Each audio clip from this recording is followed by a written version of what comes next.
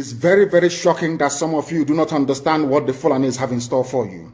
Very, very soon it is going to happen. And when it happens, your eyes will clear. And about whom you will see it very clearly. I was warning you. It is the spillover of their same, should I say, terror effect that we are feeling right across the South. That was why we said with the launch of ESN that we cannot allow that nonsense to continue. They know they are not going to make any headway in the East. They have turned their attention to the West. They are forcibly occupying their land and telling them that they cannot do anything about it. A whole presidency in a country openly and brazenly supporting terrorists. All of you watching and listening all over the world, you know that Miyetti Allah is a terrorist organization. You know that. They have killed. They have said that Benue State is theirs for the taking as a spoil of war. All of you are aware of it. You know what they are doing. Anywhere you have Fulani headsmen, terrorists for that matter, they tell you, oh, they are pastoralists.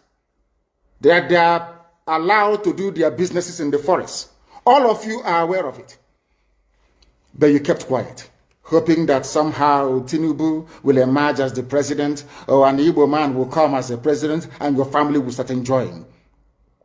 But in the meantime, you have no more farmlands, you have no more forests, you have nowhere you can call your own home.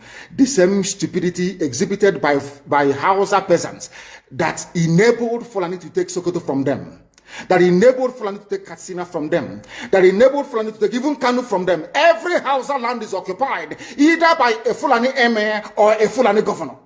Some of you don't want to reason, you don't ever learn that the main aim of Fulani is to conquer your land and enslave you. Look at Hausa people today. As I wrote yesterday, they are worse than a discarded tissue paper. They are worth nothing. Only their language is what is relevant in their lives. Everything else is lost. All of you are repeating the exact same mistakes that the Hausas made.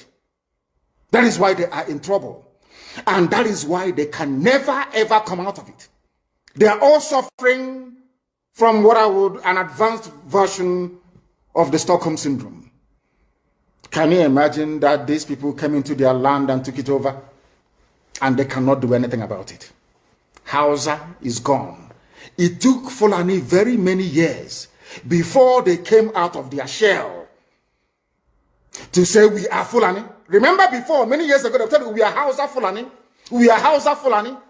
Because that time, their subjugation of the Hausa race hasn't been completed. Now they have completed it. Have they not completed it? And what is happening right now? I ask you what is happening now. Fulani have now come out to tell you we are Fulani people. Is that not what they are saying now? They are not telling you we are Fulani. No more Hausa Fulani. What does that tell you? That the Hausa race no longer exists.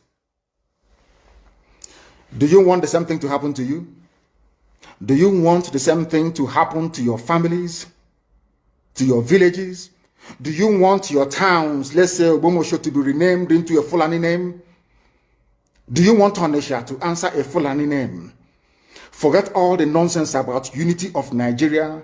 All they are uniting against is your common interest.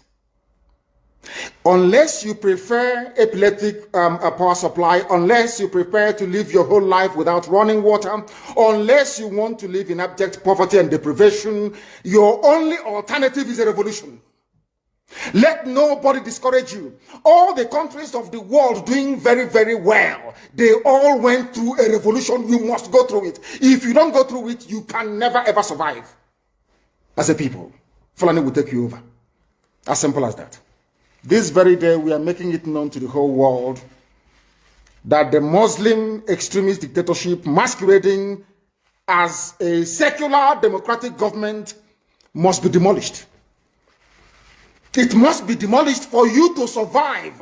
They have to be demolished. If you do not demolish them, your lives will end very, very miserably. I assure you. I assure you. The zoo is on its knees. Everybody knows that the zoo called Nigeria is on its knees. Who doesn't know that? Everybody knows. Nothing is functioning. You are all